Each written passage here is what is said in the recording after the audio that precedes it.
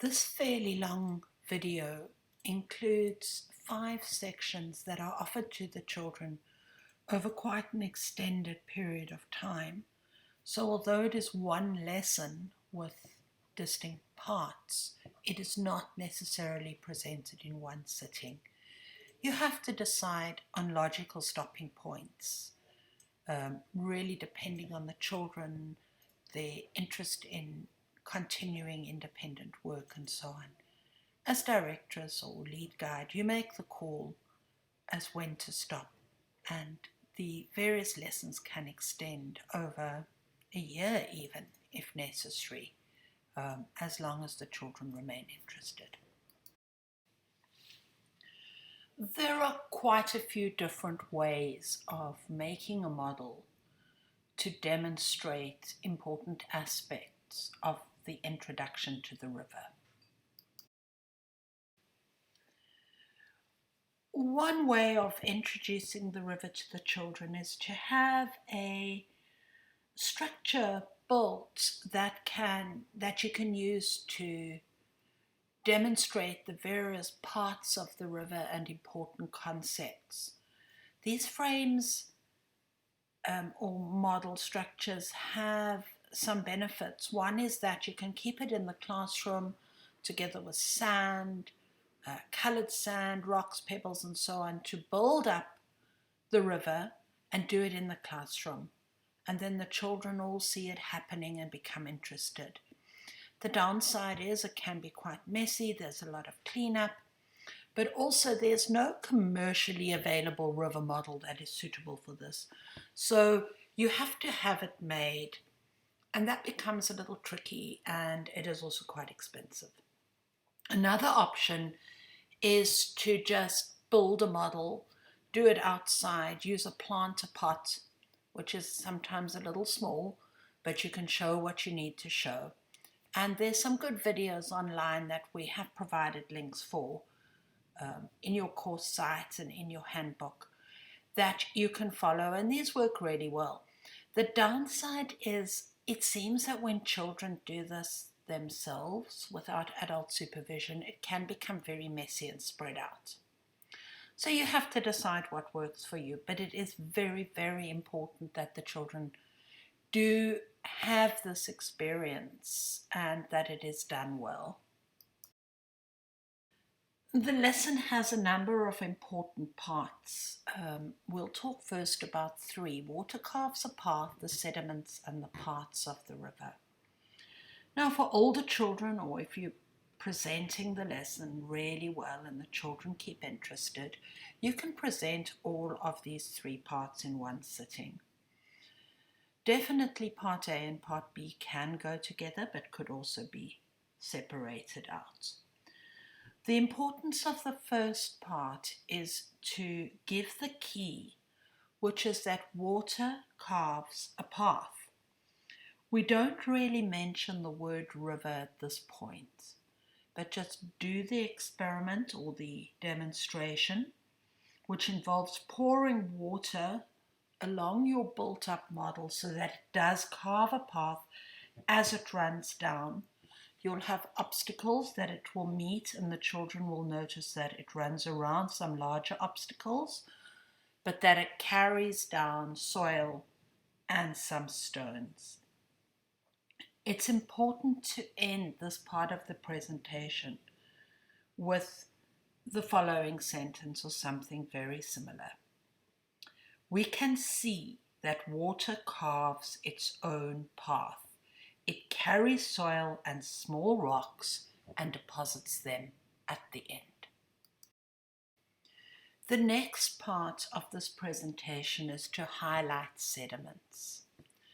What you can do is clean up a little and build up your model again. And the children that have done this particular presentation before can actually help you with this.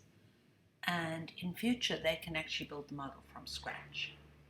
So what you do this time is you lay some colored sand, which will help to illustrate sediments. You lay clumps of colored sand at the top part of the course so that the water running down reveals the colors as it digs down into that sediment.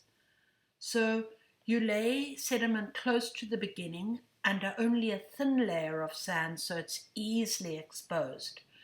And then later clumps of colored sand further down are a little deeper under sand on the top.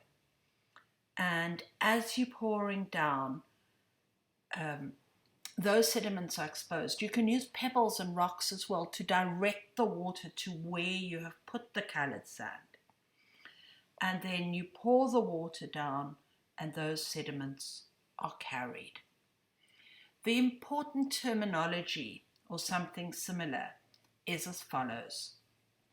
As the water flows, it encounters different kinds of material. It carries that material down to the mouth. What do you notice? Yes, the materials that the water has carried have settled in layers. And here is the key. The flowing path that the water carves is called a river. On the right-hand side of the image above, you can see two ways of giving the children nomenclature relating to the river. Remember that nomenclature always follows experience. So one way we can do this is by making little flag labels, as you see in the image at the top. On the right-hand side, we can use that, of course, for lots of other demonstrations and models relating to landforms, or indeed anything that needs nomenclature. You can also do a drawing and label that drawing. This is really great because it helps children realize that they can draw and label their own charts, and then of course invite them to do this for other areas of their work as well. If you feel uncomfortable about doing your own drawings, remember these are not meant to be like great artistic pieces. They need to just show representative parts. You don't have to be an artist or an expert in technical drawing to be able to do this. Once the children have been introduced to the terminology, you can then show them the classified nomenclature for the river. As is the case for all of the classified nomenclature in the Montessori environment, it is strictly limited. We don't put all the names and all the parts in the classified nomenclature, nor do we give classified nomenclature for everything. However, the river is one of the items that is dealt with in classified nomenclature.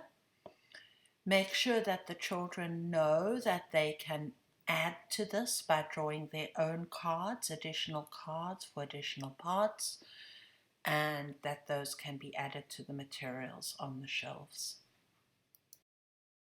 This chart will help us imagine the work of the river. These men here represent the work of carving. All day long, the water of the river carves the rock. Then we see these people here carrying. They represent the work of the river that carries the rocks and the pebbles and the sediment. And they're going way over here down to the mouth of the river where they will deposit that rock. And that represents the work of the river depositing. All day long, day after day, week after week, month after month, the river carves, carries, and deposits. That is the work of the river. Depending on where you had your previous logical stopping point, you could carry on now with various images that you show the children and discuss with them. Or you could stop and continue on another day with the images. I've got some images of rivers to show you. If we look at a river from its source to the sea, we'll find that it has stages in its life, just like humans. Some people say that a river starts like a child with lots of energy. It moves so fast that sometimes it just goes over big obstacles, or it rushes and pushes and picks up things as it goes past, and it carries those objects along with it. You can see a young river in this picture. You can see how full and how vibrant it is. As a river gets older, it slows down. It wanders and meanders and goes around obstacles rather than picking up things. When the river gets old, it goes very slowly and it drops what it's carrying. It doesn't pick things up anymore. All this work is done by the river. It is always digging out a path, carrying some away and depositing somewhere else. You can say that the work of a river is to carve, to carry, and to deposit all day long, day after day. That is what a river does. The river shapes the land. We know that the work of the river is to carve, to carry, and to deposit. It's always digging out a path, carrying some soil and gravel, pebbles away, and depositing them. As it flows along, it cuts through the land, and the land becomes lower and lower where the river flows compared to the surrounding surface. Rain falls here and here, and it flows down the sides until it gets to the bottom of the valley, and then it runs down towards the sea. As the rain flows down the sides and cuts into the soil and the rock and carries the sediments away, this valley becomes deeper and deeper. Over a long period of time, rivers dry up and the valley remains to show where the river carried the rock and the soil away. This is known as a V-shaped valley or a fluvial valley. Here we have an image of a V-shaped valley. You can see how the river has carved its way through the surrounding rock. Sometimes rivers flow through very dry areas where no rain falls. There's not enough water and no rain to make a V-shaped valley. As the river flows along, carving, carrying, and depositing, it cuts through the land, almost like a saw cutting through wood.